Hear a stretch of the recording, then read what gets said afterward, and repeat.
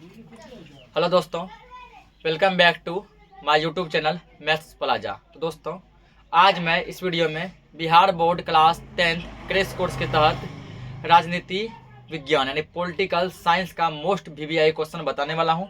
ये हमारा लेक्चर 2 है। इससे पहले लेक्चर 1 अपलोड हो चुका है। यदि आप लोग नहीं देखे हैं एक बार उसको देख लीजिएगा। और ये हमारा लेक्चर दूसरा है। आइए से पहला क्वेश्चन देखते हैं। पहला जो क्वेश्चन दिया गया है वो है, धर्मनिरपेक्ष राज्य किसे कहते हैं? धर्मनिरपेक्ष राज्य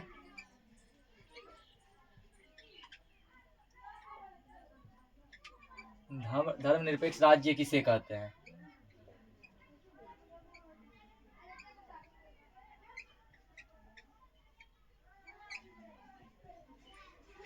किसे कहते हैं, ठीक ना।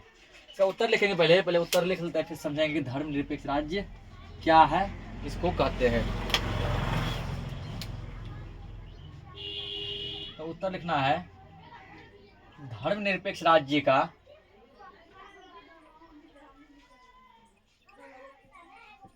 धर्मनिरपेक्ष राज्य का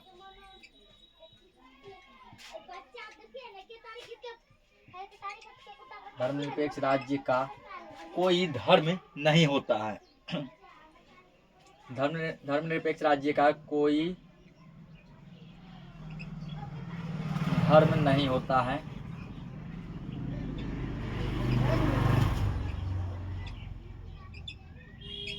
नहीं होता है। इसके बाद लिखना है, यह धर्म से अलग और ऊपर होता है। यह धर्म से अलग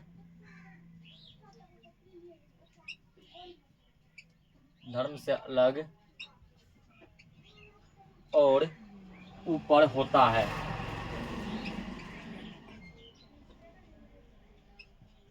ऊपर होता है। आगे इसमें लिखेंगे, यह सभी धर्मों के व्यक्तियों के साथ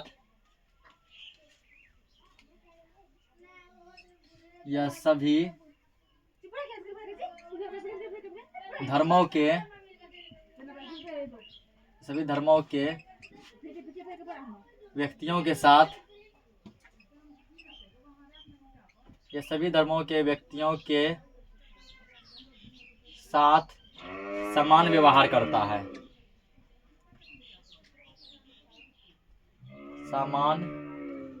सभी धर्मों के व्यक्तियों के साथ समानता कर दो। ये सभी धर्मों के व्यक्तियों के साथ समानता का व्यवहार करता है। समानता का व्यवहार करता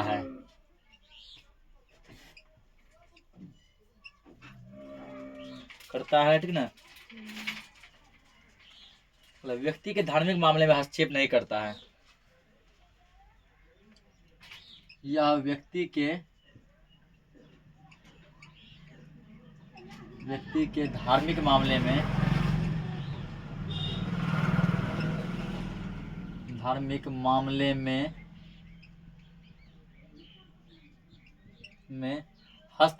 नहीं करता है। हस्तक्षेप नहीं करता है।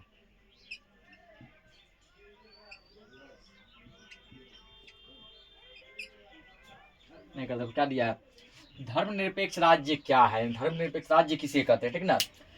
धर्मनिरपेक्ष राज्य का कोई धर्म नहीं होता। मतलब ये किसी धर्मनिरपेक्ष राज्य जो होता है वो किसी भी धर्म को नहीं मानता, चाहे वो हिंदू हो, मुस्लिम हो, सिख हो, ईसाई हो, जैन हो, बुद्ध हो, फारसी हो, कोई भी धर्म हो, ठीक ना। ये किसी भी धर्म को नहीं मानता। यह धर्म से अलग और ऊपर होता है। यह धर्म से बिल्कुल हट के होता है। यह सभी धर्मों के व्यक्तियों के साथ समानता का व्यवहार करता है। यह राज्य जो व्यक्ति किसी भी धर्म से हो, ठीक ना, हिंदू, मुस्लिम, सिख, ईसाई, जैन, पारसी, बुद्ध, कोई भी धर्म से हो, यह सभी धर्मों के व्यक्तियों के साथ समानता का व्यवहार करता है। सबको एक समान समझता है, ठीक। यह व्यक्ति के धार्मिक मामले में हस्तक्षेप नहीं करता। यदि व्यक्तियों के बीच धर्म को लेकर कोई लड़ाई झगड़ा हो गया, ठीक ना, हिंदू मुस्लिम को लेके या कोई भी चीज लेके, तो यह धर्मनिरपेक्ष राज्य उसमें अपना हस्तक्षेप नहीं करता है, ठीक ना। यह राज्य बीच में कुछ भी नहीं बोलता है। अगला क्वेश्चन देखेंगे, दूसरा क्वेश्चन। समवर्ती सूची क्या है?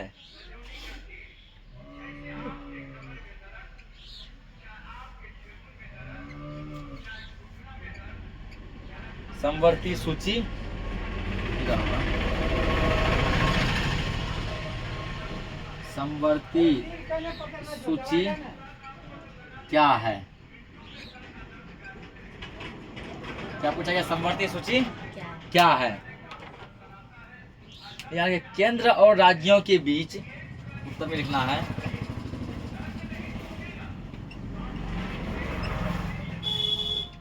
केंद्र और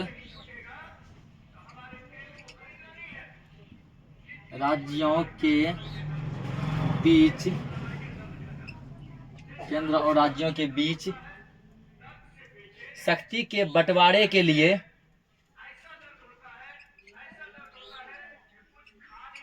शक्ति के बंटवारे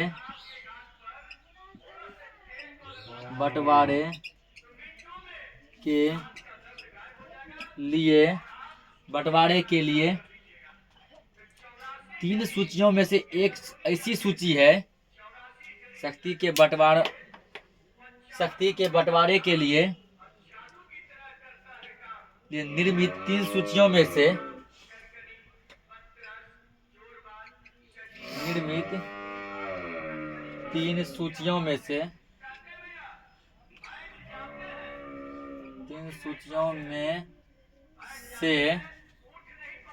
एक ऐसी सूची है,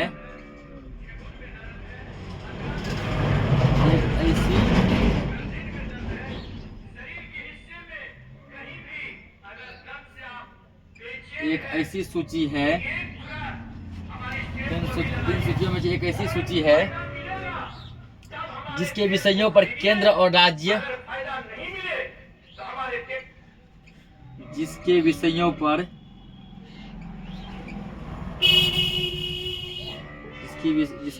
पर केंद्र और राज्य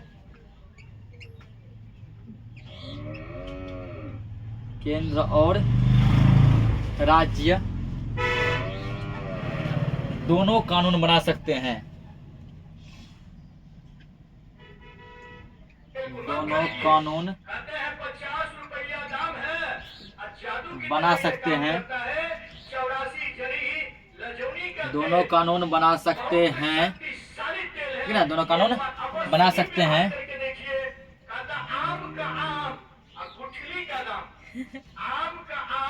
दोनों कानून बना सकते हैं,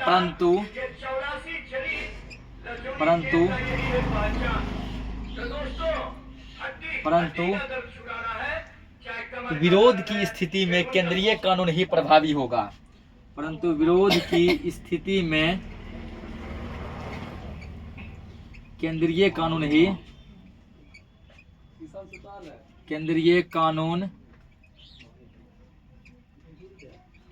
प्रभावी होगा।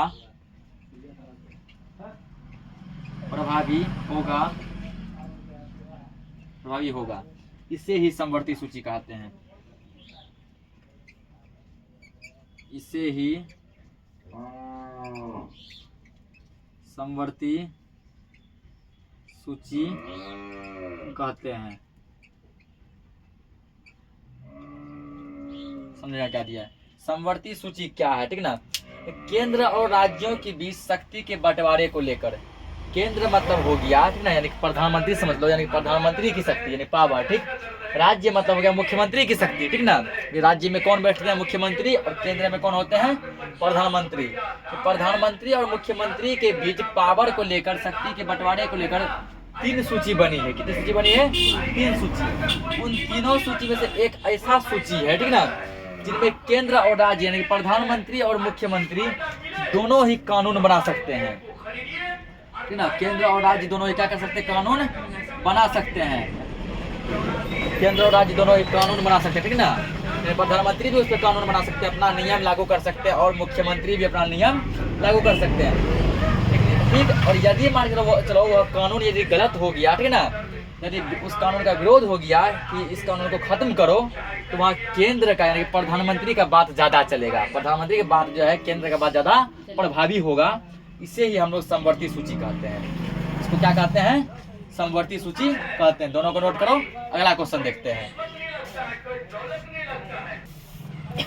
तो अगला क्वेश्चन दिया है कि भारतीय लोकतंत्र की किन्हीं 4 समस्याओं का वर्णन करें। ठीक ना, भारत के लोकतंत्र के 4 समस्या को, 4 प्रॉब्लम को लिखना है। ठीक, लिखेंगे भारतीय लोकतंत्र की 4 समस्याएं निम्नलिखित हैं। भारतीय लोकतंत्र की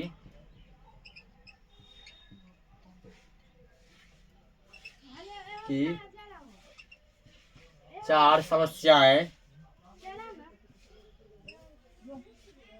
भारतीय लोकतंत्र की 4 समस्याएं निम्नलिखित है।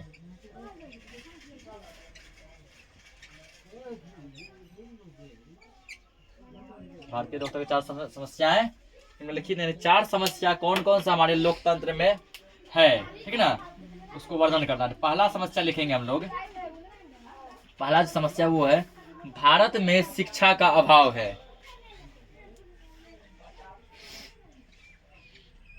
भारत में क्या है? शिक्षा का अभाव, यानी पढ़ाई लिखाई की बहुत कमी है, शिक्षा का अभाव है। यहाँ के आदमी उतना ज़्यादा शिक्षित नहीं है। भारत में शिक्षा का अभाव है, पहला समस्या ये हो गया। दूसरा समस्या लिखेंगे, ठीक है ना, दूसरा समस्या लिखेंगे, भारत में सामाजिक समानता की जगह, भारत में सामाजिक समानता की जगह, भारत में सामाजिक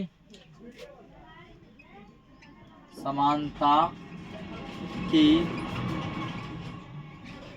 जगह, सामाजिक समानता की जगह जाति, धर्म, ऊंच नीच का भेदभाव अधिक है। जाति, धर्म, ऊंच नीच का भेदभाव अधिक है।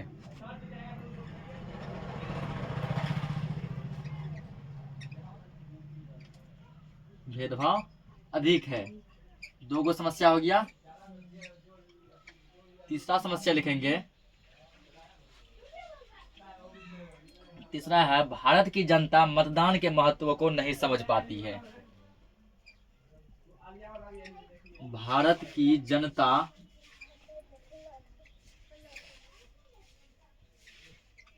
मतदान के महत्व को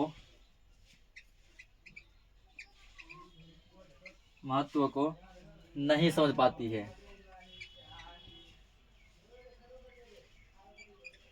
नहीं समझ पाती है।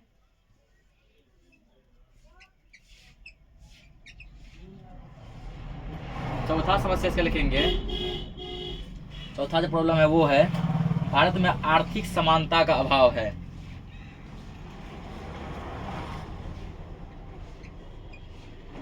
भारत में आर्थिक समानता का अभाव है, आर्थिक समानता का अभाव है।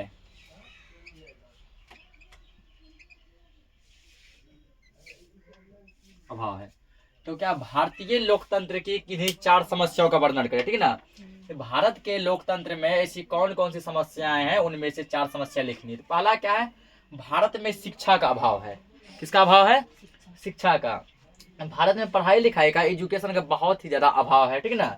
दूसरा, भारत में सामाजिक समानता की जगह जाति, धर्म, ऊंच नीच का भेदभाव अधिक है। भारत में जो है लोगों के बीच समानता नहीं है कि वो एक दूसरे को एक समान समझे, अपना भाईचारा बनाए के रखे, ठीक है ना। बल्कि इसके बदले क्या है, जाति, तुम इस जात के हो, हम इस जात के हैं, इसके बीच है, ठीक है ना। धर्म, तुम हिंदू हो, हम मुस्लिम है, वह सिख है, वो ईसाई है, धर्म के नाम पे लड़ाई झगड़ा, खुद अधिक ज्यादा भेदभाव है, ठीक है ना। उसके बाद ऊंच नीच, तुम अमीर हो, ठीक है ना, हम गरीब हैं, तो गरीबी अमीरी ऊंच नीच, ठीक है ना। गरीबी अमीरी के बीच जो है भेदभाव है। उसके बाद आता है रंग भेद यानी गोरा काला, तुम गोरा है, हम काला है, हम तुमसे बात नहीं करेंगे, ठीक है ना। इसके आधार पर भी क्या है, भेदभाव है। दूसरा, तीसरा, भारत की जनता मतदान के महत्व को नहीं समझ पाती। मतदान इन वोट, ठीक है ना। भारत में जब वोट होता है, मतदान होता है, यहाँ की जनता अपने मतदान के महत्व को नहीं समझ पाती है कि हमारा एक वोट जो है, हमारा एक मत कितना इम्पोर्टेंट हो सकता है, ठीक है ना। हमारे एक वोट से कोई सरकार जीत सकती है, कोई सरकार हार सकती है, हार जीत का फैसला हो सकता है। ये जनता नहीं समझता है, बल्कि जाके किसी को भी जाके वोट देता, पैसों में बिक जाता है। कोई 200, 400, 500 का लोभ देता है, उसी आदमी को वोट दे देता है। इन्हें सोचता वो आदमी सही है कि गलत है। सोचता है क्या भारत में आर्थिक समानता का अभाव है। आर्थिक यानी कि पैसे कौड़ी की समानता की अभाव है, ठीक ना। अमीर आदमी अपने आप को बहुत बड़ा समझता है, गरीब को बहुत तुच्छ समझता है। ये है भारतीय लोकतंत्र की 4 समस्याएं। इसको नोट करो। अगला क्वेश्चन देखते हैं। अगला क्वेश्चन देखो दिया है कि राजनीतिक दल लोकतंत्र में क्यों आवश्यक है, ठीक है ना। राजनीतिक दल लोकतंत्र में क्यों आवश्यक है, समझो इसको। उत्तर लिखेंगे, राजनीतिक दल लोकतंत्र की आधारशिला है।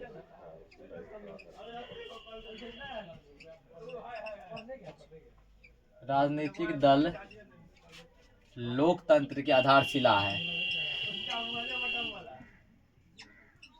लोकतंत्र की आधारशिला है।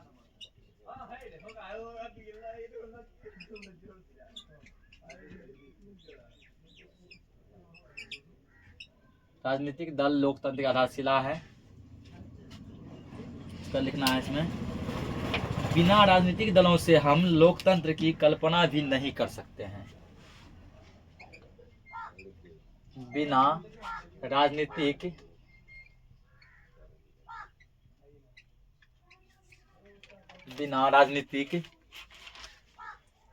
दलों के हम लोकतंत्र की कल्पना भी नहीं कर सकते। बिना राजनीतिक दलों के हम लोकतंत्र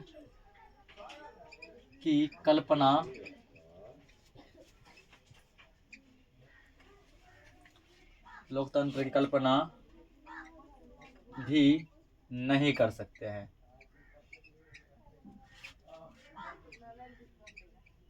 नहीं कर सकते हैं, ठीक है। उसके बाद आगे इसमें लिखेंगे, विभिन्न राजनीतिक दलों के प्रतिनिधि ही निर्वाचन में भाग लेते हैं। विभिन्न राजनीतिक दलों के प्रतिनिधि ही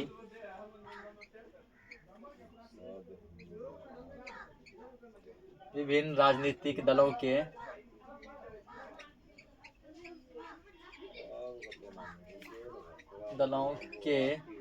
प्रतिनिधि ही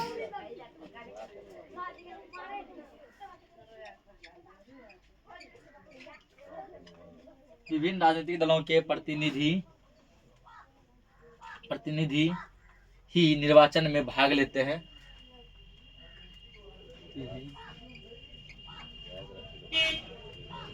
निर्वाचन में भाग लेते हैं।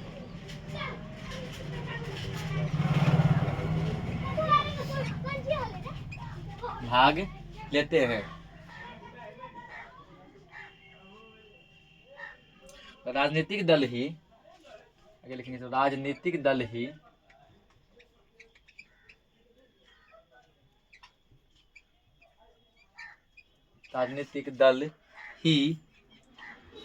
लोकतंत्रीय शासन को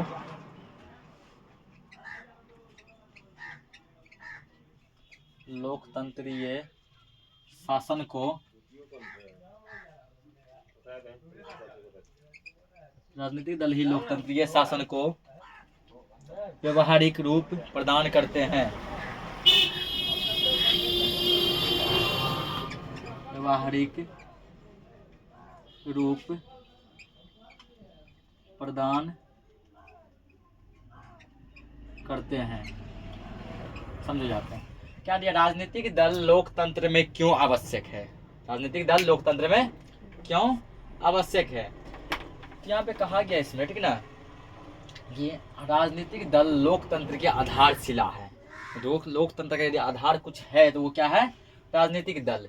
बिना राजनीतिक दलों के हम लोकतंत्र की कल्पना भी नहीं कर सकते। जब तक मान लो राजनीतिक दल नहीं होगा तो लोकतंत्र की कल्पना भी नहीं कर सकते हैं। लोकतंत्र के बारे में हम सोच तक नहीं सकते हैं। विभिन्न राजनीतिक दलों के प्रतिनिधि निर्वाचन में भाग लेते हैं। निर्वाचन यानी सब जगह वोटिंग में, ठीक है ना, यानी मतदान में।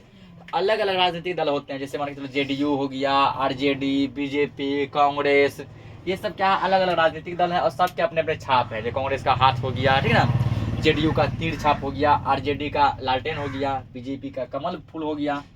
यही सब के निर्वाचन के प्रतिनिधि का, यही सब के राजनीतिक दल के प्रतिनिधि निर्वाचन में यानी वोटिंग में क्या करते हैं, भाग लेते हैं। उनमें से कोई जो जीतते हैं, जिसको अधिक वोट आता है, वो जो है सरकार बनाते हैं अपना। राजनीतिक दल ही लोकतंत्रीय शासन को व्यवहारिक रूप प्रदान करते हैं। इसको नोट करो, अगला क्वेश्चन देखते हैं। अगला क्वेश्चन दिया है कि सामाजिक विभाजन से आप क्या समझते हैं, मतलब सामाजिक विभाजन क्या है, सामाजिक विभाजन क्या है। इसका उत्तर लिखेंगे, उत्तर में लिखना है इसका जाति, धर्म, भाषा, जाति, धर्म, भाषा, क्षेत्र, संप्रदाय,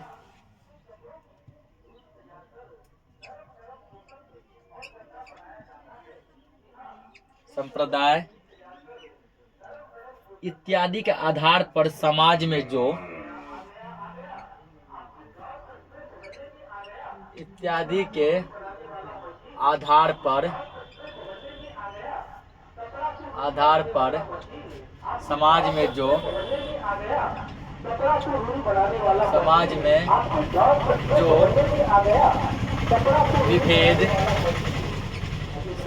जो विभेद पैदा होता है, समाज में जो विभेद पैदा होता है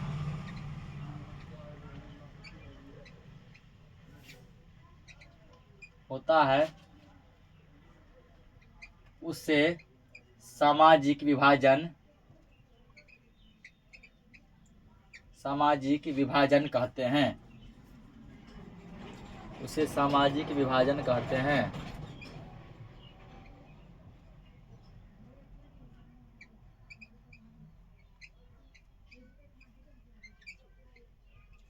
सामाजिक विभाजन कहते हैं। सामाजिक विभेद को मिटाकर ही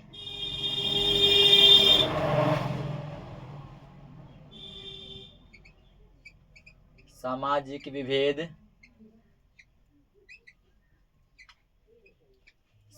विभेद को मिटाकर ही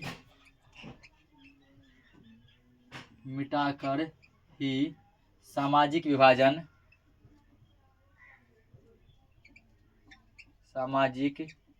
विभाजन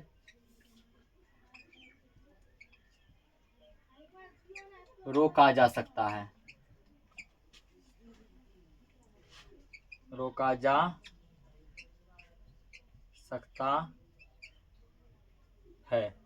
क्या सामाजिक विभाजन से आप क्या समझते हैं, यानी कि सामाजिक विभाजन क्या है। तो समाज में अलग अलग प्रकार से हमारे साथ जो भेदभाव होते, जैसे जाति के आधार पर, ठीक, तुम इस जाति को हो, हम इस जाति के हैं, हम तुमसे बात नहीं करेंगे, दोनों में क्या हो गया, विभेद हो गया, ठीक ना। धर्म के आधार पे कि हम हिंदू हैं, तुम मुस्लिम हो, सिख, ईसाई, ठीक ना, धर्म के आधार पे क्या होता है, भेदभाव होता है।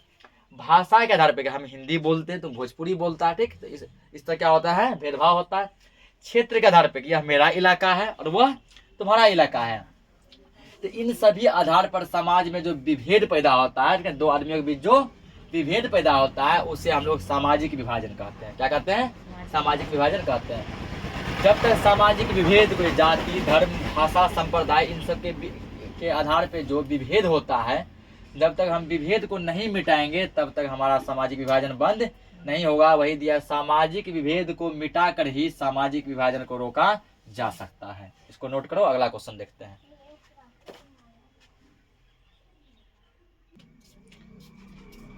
अगला क्वेश्चन दिया गया है कि विपक्षी दल के कार्यों का संक्षिप्त वर्णन करें, ठीक है, यानी विपक्षी दल के कौन कौन से कार्य होते हैं उनका वर्णन करना है। देखो विपक्षी दल होता क्या है, जिससे माने चलो कि कोई भी जो है इलेक्शन में दो टीम खड़े होते हैं, ठीक ना, तो खड़े तो बहुत सारे टीम होते हैं, बहुत सारी टीम अपना अपना मतलब कि नाम लिखवाते हैं, जिसमें एक टीम मतलब कोई जीतता है तो जो टीम जीतता है उसका सरकार बन जाता है। जो टीम उससे जस्ट नीचे हल्का सा वोट कम रहता है वो बन जाता है उसका विपक्षी टीम। क्या बन जाता है? विपक्षी टीम, मतलब कि उसके विरोध में आवाज उठाते रहता है।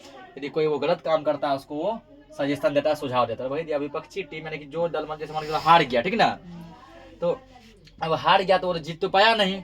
जीत जब नहीं पाया तो वो क्या होंगे, ठीक ना, तो विपक्षी दल के रूप में जो है सरकार के प्रति वो बोलेंगे। तो उसके क्या क्या काम है ये करा है, तो विपक्षी दल के क्या क्या कार्य है, ठीक। लेकिन विपक्षी दल के 4 प्रमुख कार्य हैं। डॉक्टर को विपक्षी दल के कार्य निम्नलिखित है। विपक्षी दल के कार्य निम्नलिखित है।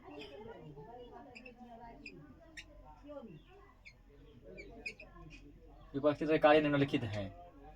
कौन कौन सा है, ठीक। तो कुछ लिखते हैं। पहला जैसे दिया है, पहला कार्य दिया इसका, सत्तारूढ़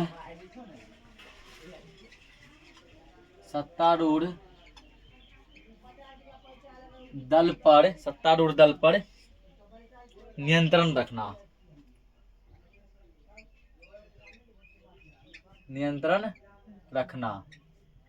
सबको लिख लेते हैं फिर समझेंगे। और दूसरा दिया गया, दूसरा जो कार्य इसका वो है कानून निर्माण में सदन में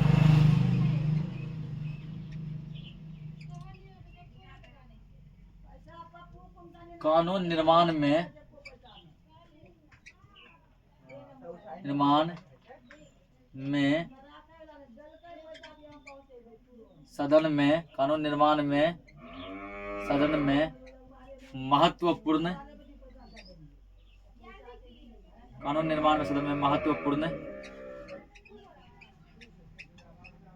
महत्वपूर्ण भूमिका निभाना।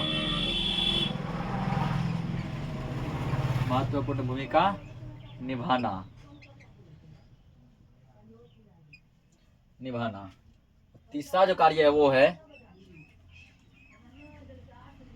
सरकार के साथ सकारात्मक, जनता की शिकायतों को सरकार के समक्ष रखना।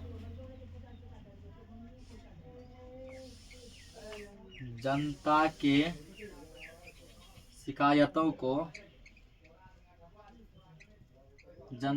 शिकायतों को सरकार के समक्ष रखना।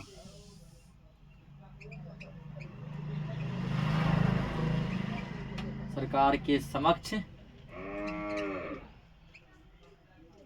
रखना। और चौथा जो कार्य वो है कि सरकार के साथ सकारात्मक कदम उठाकर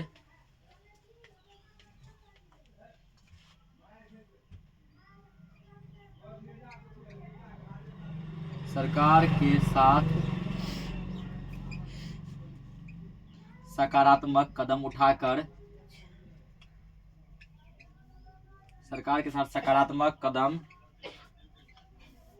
उठाकर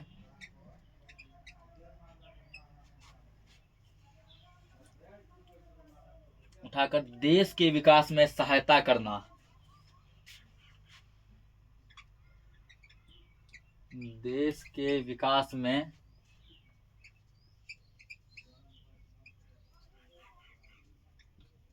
सहायता करना। तो ये सब इसका काम है। जैसे पहला जो काम दिया विपक्षी दल, तो समझ गए क्या है, जो कि अपोजिट साइड में बैठा होता है। पहला क्या, सत्तारूढ़ दल पर नियंत्रण रखना, यानी जिस दल का सत्ता है, मतलब जिस दल का सरकार है उस पर नियंत्रण रखना, मतलब देख रेख करना, पहला काम ये। तो कानून निर्माण में सदन में महत्वपूर्ण भूमिका निभाना। जब भी कोई कानून पारित होता है, जब भी कोई कानून लागू होता है, कुछ कानून बनता है, तो सदन में जो है जिस टीम का सरकार है वो तो रहते ही हैं क्योंकि वही कानून बनाएंगे। विपक्षी दल को भी वहाँ बुलाया जाता है, वो भी वहाँ बैठते हैं, ठीक ना। तो उसका भी महत्वपूर्ण भूमिका होता है। यदि उसको लगता है ये कानून गलत है वो उस पर आवाज उठाते हैं।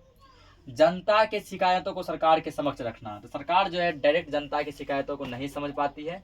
विपक्षी दल क्या करते हैं, जनता में जिस एरिया में, जिस टोला मोहल्ला में जो शिकायत है उसको सरकार तक पहुंचाते हैं। अगला दिया है सरकार के साथ सकारात्मक कदम उठाकर देश के विकास में सहायता करना। तो सरकार जो अच्छा काम कर रही थी, इसका विपक्षी दल का ये काम है उसको सपोर्ट करे, ठीक है ना। सपोर्ट करके देश के विकास में सहायता प्रदान करें। इसको नोट करो। अगला क्वेश्चन देखते हैं। अगला क्वेश्चन को क्या दिया है कि नगर निगम के 5 कार्यों को लिखा, ठीक ना। ये नगर निगम के कौन कौन से काम हैं, तो इसके बहुत सारे काम होते हैं, ठीक। उनमें से किन्हीं 5 काम को लिखना है। तो लिखेंगे नगर निगम के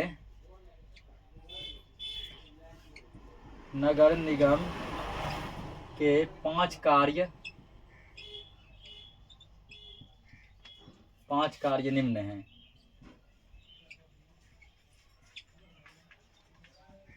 नगर निगम के 5 कार्य निम्न है, 5 काम उसका कौन कौन सा, तो वो तुमको लिखना है। जिसमें इसका पहला जो काम है नगर निगम जो करवाती वो है नगर निगम क्षेत्र में, नगर निगम क्षेत्र में, नगर निगम क्षेत्र में पेशाब खानों,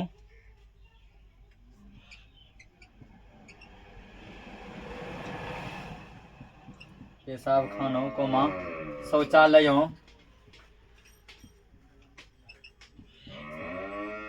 पेशाब खानों शौचालयों, नालियों आदि का निर्माण,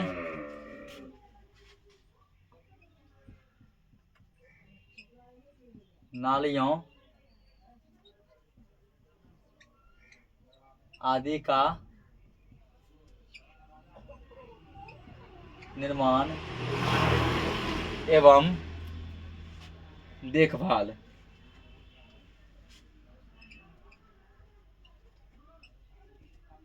देखभाल करना, ठीक ना। पहला ये काम हो गया। दूसरा जो काम लिखेंगे वो है इसका,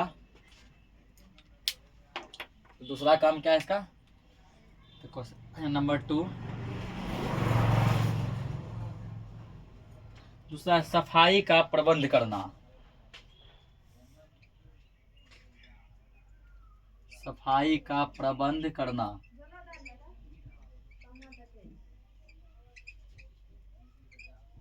सफाई का प्रबंध करना। तीसरा काम दिया गया इसका पीने के पानी का प्रबंध करना,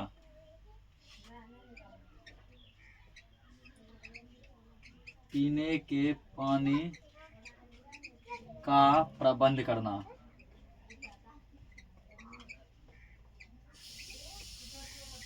प्रबंध करना। और चौथा जो काम है वो है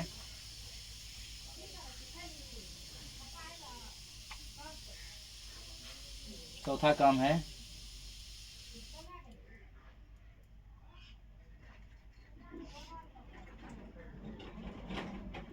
दुग्धशाला की स्थापना करना,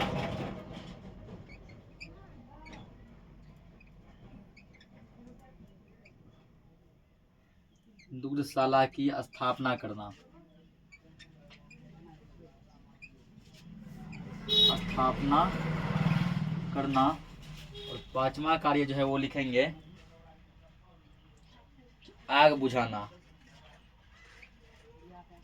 आग बुझाना। इसका काम जो है बहुत सारा होता है, ठीक है। हमसे 5 काम पूछा गया था। 5 में पहला क्या है, नगर निगम क्षेत्र में यानी अपने एरिया में पेशाब खाना, शौचालय, ठीक ना, नाली, इन सभी का निर्माण करना, निर्माण करना मतलब बनवाना, ठीक है ना। और उसकी देखभाल भी करना। सफाई का प्रबंध करना, यदि समझो कि एरिया यदि पूरा गंदा है तो उसको क्या करना है, सफाई का जुगाड़ लगवाना है, जिससे साफ सफाई का कार्य जो है नगर निगम की तरफ से आते रहता है, ठीक है ना, रहता है। मतलब पीने के पानी का प्रबंध करना है, लेकिन स्वच्छ पानी का प्रबंध भी करवाया जाएगा। चौथा दिया दुग्धशाला की स्थापना करना, दुग्धशाला डेयरी, ठीक है ना, जहाँ की लोग अपना दूध जाके बेच सकते हैं या फिर खरीद सकते हैं, उसका स्थापना करवाना। और चौथा आग बुझाना, दमकल का व्यवस्था रखेगा, यदि कहीं आग लग गया तो आग को भी बुझाया जाएगा। तो इस लेक्चर को यहीं पे हम लोग एंड करते हैं, मिलते हैं नेक्स्ट क्लास में, तब तक के लिए जय हिंद।